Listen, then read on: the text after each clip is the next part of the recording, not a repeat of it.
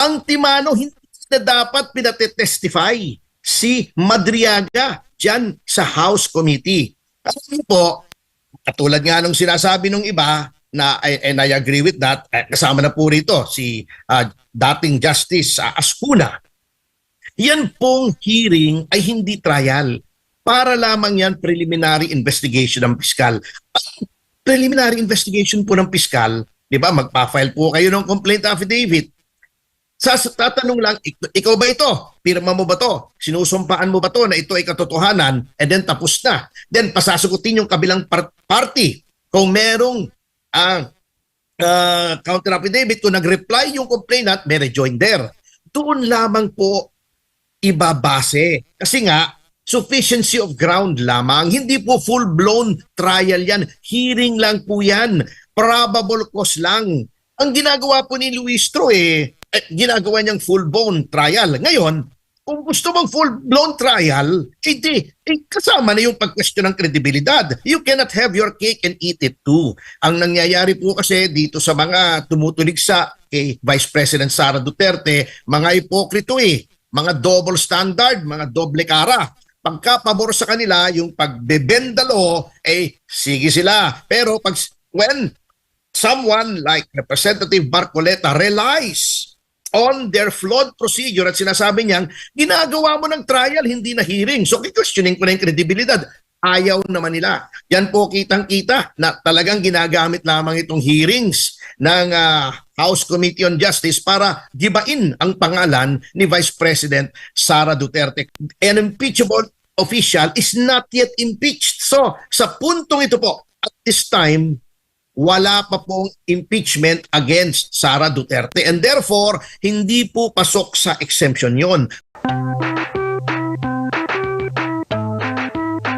Ano po masasabi ninyo sa mga paratang ni Antonio Trillanes na isa daw si BBM na nasa likod ni VP Sara? Hindi ko nga po malaman kung saan nanggagaling po yan. Alam niyo po yung si Trillanes, kung titingnan niyo po ang record niyan sa katotohanan, below sea level po. Isa yan si Trillanes sa mga nagsasabi na, di ba noon, dinimanda pa niya ng SMNI ng libelo at cyber libel, kunit napawalang bisa rin po ng korte. So, wala lang po, alam nyo, medyo yung mga baliw lang po ang maniniwala dito kay Antonio Trillanes Yes, at tingin niyo po ba kasi marami pong naging reaction po ng ating mga kababayan. Nakita po nila na tingin niyo po ba na hindi dapat paniwalaan ang mga naging pahayag ni Antonio Trillanes? Opo, wala pong kredibilidad. Yan nga po ang kinatataka ko sa mga ebidensya at mga saksi nila laban kay Vice President Sara Duterte. Puro walang kredibilidad po yan At yan pong mga taong yan ay tinatap lamang upang sirain po ang reputasyon ni Vice President Sara Duterte. Ngayon po, ang mga kababayan naman po natin ay hindi naman po mga mangmang. Alam po nila ang pagkakaiba ng katotohanan at ng kabulaanan. At talaga pong nire-reject po, isinusuka ng ating mga kababayan itong mga pahayag ni Ginoong Trillanes.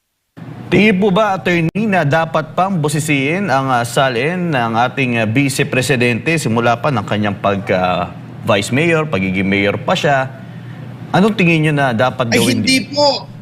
Hindi po, Sir Franco, Sir Adbar. Mali po yun. Sapagkat ito pong dinidinig po ng House Justice Committee ay tungkol po sa impeachment kung may sufficient grounds para i-transmit po. Yung noong Vice Mayor po at Mayor, si Vice President Sara Duterte, hindi po siya impeachable official noon. Alam niyo po, bibigyan ko kayo ng isang ehemplo kung bakit hindi dapat yan. Parang ako po, halimbawa, inaway ako ng misis ko. Sasabihin niya, noong 1995, apat-apat ang girlfriend mo.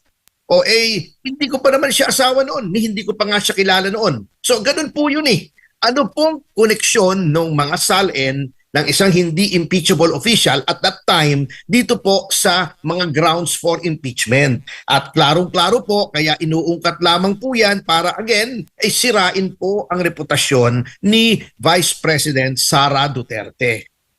Opo, attorney, magandang umaga. Si Admar po ito. Tapos, pinapamukha pa nila na hindi pala milyonaryo lang si hindi pala ordinaryo ito si VP Sara. Bilyonaryo pala ito. Kinwenta lahat yung pagpasok, paglabas, in-add up at umabot sa bilyong-bilyong piso. Tama po ba ang gano'n na pagbasa sa pera ng isang individual po na nasa kanyang bangko, attorney?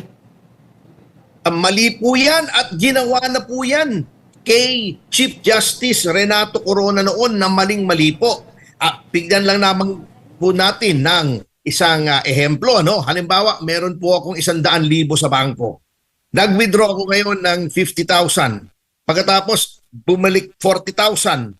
Minidro ko 30,000. Hindi nyo po pwedeng kwentahin pong lahat yun. Kasi for all you know, yun din po may pinagamitan lamang at ibinalik lamang. Or meron lang ginamit yun para tustusan ng kung ibinalik lamang. Hindi po ganoon ang pagkwenta po. At titingnan po natin yan in the proper context. Kaya nga po ang sinasabi nila, yung SALN ay snapshot lamang yan ng isang moment in time kung saan nangyari yung mga bank deposits, yung mga movement ng bangko, yung ng pera sa bangko. Katulad po nung kay Chief Justice Corona, napatunayan po na magwi-withdraw sila, ilalagay nila sa ibang bangko kasi naghahanap po sila kung saang bangko may mataas-taas na interest. Hindi po natin alam Kung yun lamang po ang titingnan natin, deposit withdraw, hindi po hindi po sapat na batayan yun para sabihin may hidden wealth. Or merong unexplained wealth. Maling-mali po yun. Yan po ay very simplistic at again po, uulitin ko, ginagawa lamang po yan para palabasin na sa ngayon pa lamang, wala pang trial sa Senado ay may kasalanan na si Vice President Sara Duterte. Propaganda lamang po yan na hindi dapat pakinggan at paniwalaan ng ating mga kababayan. Opo. Meron pong maaring dalawang batas na nakakasaklaw po dito, no? Ano po bang sinasabi doon sa Bank Secrecy Law at doon sa AMLA na posibleng may nalabag opo. dito po sa nangyari po? Yan pong yung mga sinasabing suspicious transaction at covert transaction, dapat pong malaman ng ating mga kababayan kung anong ibig sabihin yan. Yun pong covert transaction, automatic po yun. 500,000 and above, yan po ay covert transaction ayon sa Anti-Money Laundering Act. Yung suspicious naman, ganito po yan. Kung ang nagdedetermine po kasi kung sinong suspicious o hindi naman hukuman. Yung bangko, sinasabi nila, bakit ganito to? Bakit kahinahinala ito? Ngunit hindi ibig sabihin na suspicious transaction ay illegal na po yun. Sapagkat, yung suspicious transaction, baka mayroong paliwanag at naghihintay po ng paliwanag. Halimbawa po, yung driver ko nung isang araw, pinabili ko ng gamot. Binigyan ko ng 1,000 piso. At alam ko ang presyo ng gamot na yon ay 500 piso. Bumalik siya sa akin, ang sukli lamang niya ay 300, so 700 yung nagastos niya. Suspicious yun. Bakit? Nung una, ang binili niyang gamot ay 500 pesos lang, ngayon ay 700 pesos. Di magsususpecha ako. Tatanong ko sa kanya, ba't ano nangyari? Sasabihin niya sa akin, sir, nung una generic ang binili ko kaya mura. Ngayon branded kasi walang generic. Yung suspicion ko ay nawala na. So hindi ibig sabihin sinabi ng bangkong suspicious transaction yan na flag, illegal na yan kaagad. Sapagkat yan po ay maaring i-justify at ipaliwanag. So again, propaganda na naman po yan laban kay Vice President Sara Duterte. Po, kung may paglabag po dito, attorney, sino-sino po yung maaring mapanagot po dito? Yung nagbigay ng pahintulot sa kanya na ilahad itong mga kasama yung sa AMLA? Kasi dinitalye, pati yung mga sinasabing bank transaction at iba pa po, attorney. Lahat po ay dapat managot. Kanya lamang po, yan ay, unang-una, yung mga congressmen, yan po ay pwedeng patawan ng ethics complaint sapagkat alam niyo po si Chairman Luistro ng Justice Committee isang abogado. Alam po niya ang batas. Bakit bagamat klarong-klaro na labag po yan sa Bank Secrecy Law at saka sa Anti-Money Laundering Act, ay ginawa pa niya. Yung pong sinasabi po nila na exception yan, yung impeachment, yan po ay impeachment doon po sa trial sa Senado, hindi sa House Committee on Justice at hindi rin po sa House. Bakit ko po sinabi yan? Kung titignan niyo po yung batas, nakalagay doon po doon, may bank secrecy. Meron nga po exception. Anong nakalagay doon sa exemptions? In cases of impeachment. Ang sitwasyon po ngayon, Sir Franco, Sir Admar, ay wala pa pong impeachment. Bakit? Sapagkat ayon po sa jurisprudence at ayon sa ating konstitusyon, ang isang tao ay impeached lamang kapag yung articles of impeachment ay pinadala na po sa Senado. Prior to that, an impeachable official is not yet impeached. So, sa puntong ito po, at this time, wala pa pong impeachment against Sara Duterte and therefore, hindi po pasok sa exemption yon. Wala rin naman pong court order sapagkat ang House Committee on Justice ay hindi korte. Ang dami na pong desisyon ng Korte Suprema ang nagsasabing yan, ang mga komite ng legislatura ay hindi korte, hindi NBI, hindi police, hindi law enforcement agency. Ngunit, etong ginagawa nilang to ay in connection with their powers and duties under the Constitution, either to legislate or, in this case, in conducting hearings, not trials, hearings at towards the end of determining whether or not a certain impeachable official should be impeached. So, nandun po ang klarong-klarong paglabag sa batas niyan. Dito naman po sa pahayag din ni Vice President Sara Duterte na kini-question niya yung timing din na naging desisyon ng COA dito. Ano po ba yung patakaran po sa COA kung meron po mga notice of disallowance? Natanong yung timing nito and at the same time, ito na ba yung penal? At pag meron bang ganito, automatic ba na meron agad na nanakaw sa pera ng bayan or may dapat lang na i-comply o ano bang dapat na tanda natin, attorney? Ay, hindi po. Mahabang proseso pa po yan.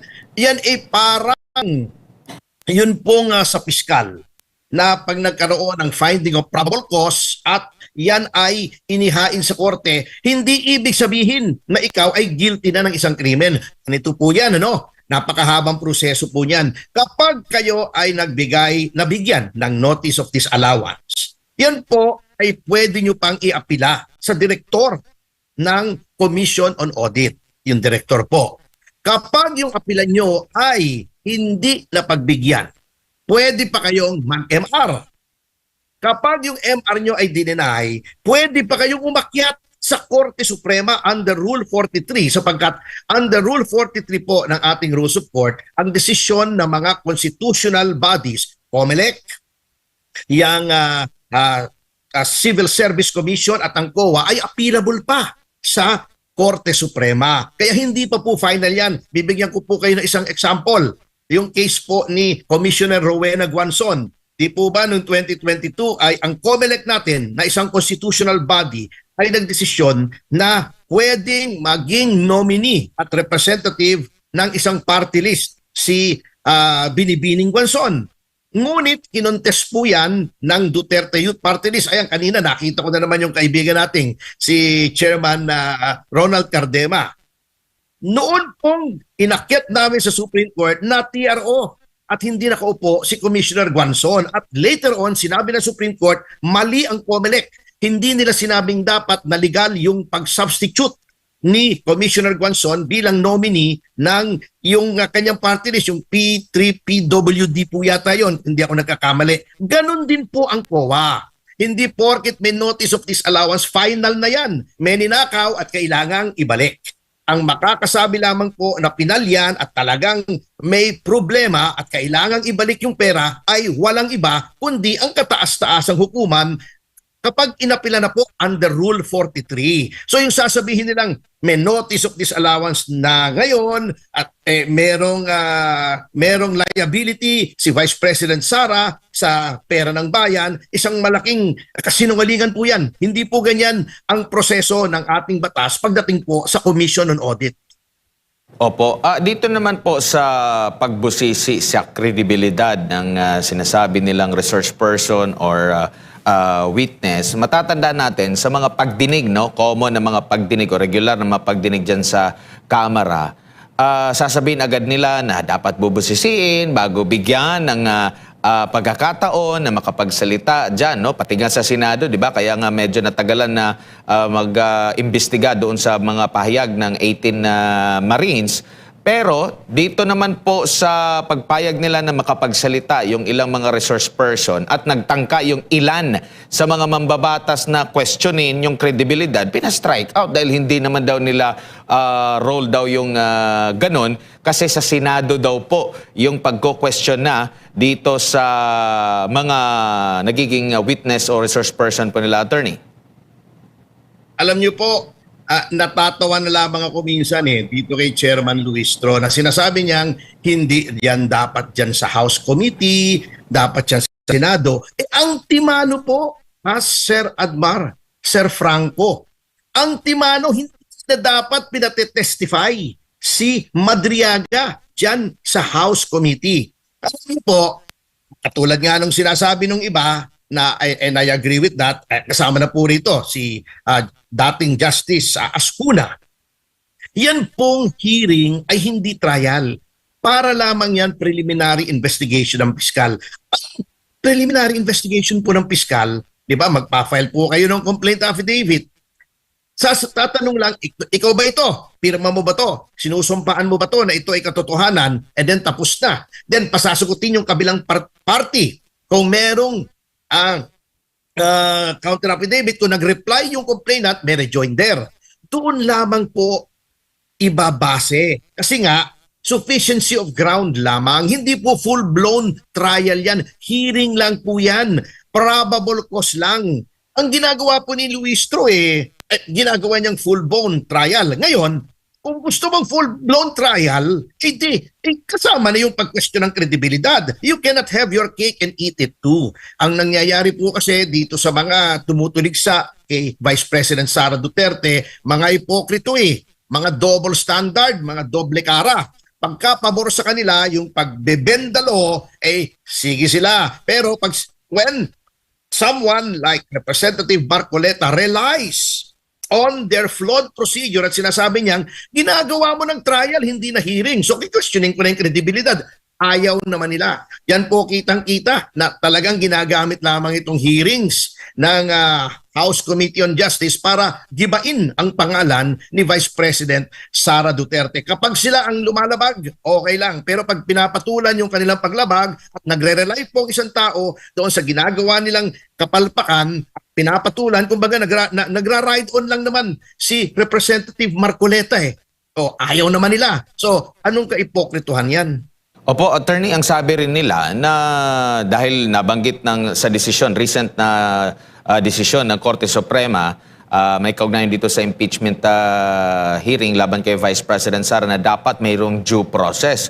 Mayroong due process pa ba yung ganon na hindi nga ma-question yung kredibilidad? Tapos mayroon pa silang gusto na mag-attend ang pangalawang Pangulo at ang kanyang legal team sa Committee on Justice hearing na yan.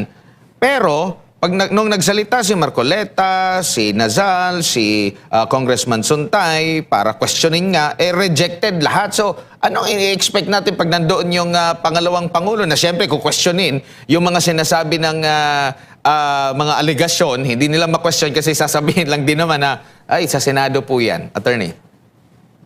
Alam niyo nga po puro kaulaluan po yung ginagawa ni Chairman Luistro at ng majority dyan sa committee na yan. At po, yan sinasabi ng Korte Suprema na due process. Due process is the right to be heard.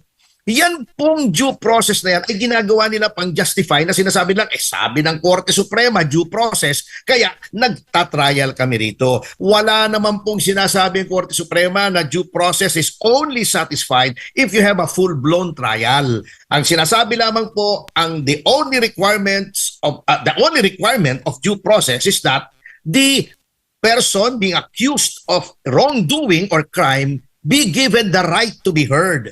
At didinggin, ano po ba nangyari? Di po ba? Nag-file na ng answer si Vice President Sara Duterte. So satisfied na yung demands ng due process. Bibigyan mo ng opportunity to be heard. Kung ayaw sumipot, binigyan mo na ng oportunidad, hindi kailangan sumipot para due process. At hindi kailangan ng full-blown trial para due process. Ang ginagawa nga po nitong kaipokrituhan, nitong committee na to, unang-una, ginagamit nila yung due process na sinasabi para i-justify na meron silang full-blown trial na wala naman sa batas. Pero ayaw naman nilang pakinggan yung mga kumukontra sa kanila. Yun pong sinasabi nila na dapat daw sumipot si Vice President at pagka hindi siya sumipot, it should be taken against him. Kahipokrituhan na naman yan. Bakit si Laila De Lima nung nag-hearing tungkol sa bilibid drug trade ni Anino ni Laila De Lima, hindi siya sumipot? Napaka-importante nun para sa kanya, di ba? Ang pinag-uusapan doon, marami, yung Jonel, yung Saba, nagsusubukan ng Saba, bakit hindi siya sumagot? Hindi naman siya sinabihan na, bakit hindi ka sumagot? Hindi naman siya pinipilit na umapir doon sa hearing ng bilibid drug trade. Si Luistro, di ba? Itinago niya yung asawa niya. Di ba? In-exercise niya yung option to remain silent. Ano nga yun obstruction of justice pa nga yung tutusin yung itatago mo yung asawa mo, di ba? Yan po ang sinatawag nating double standard at kitang-kita po yan sa majority, sa chairman ng House Committee on Justice at sa mga miyembro nito. Kaya akin pong ako pinananawagan sa ating mga kababayan, tignan nyo po yung pagmumuka ng mga nandiyan sa House Committee. Yan po ang mga tao, mga elitista, mga naghahari-harian na sinasabing sila daw ay kinatawa ng taong bayan, ngunit pinipigil po nila, sinisira nila ang gusto ng taong bayan na maging pangulo sa 2028. Kaya tandaan nyo po mga pagmumuka niyan. Lalo na si Terry Ridon, hindi naman mahirap tandaan yung mukha niya at napakalaki ng mukha.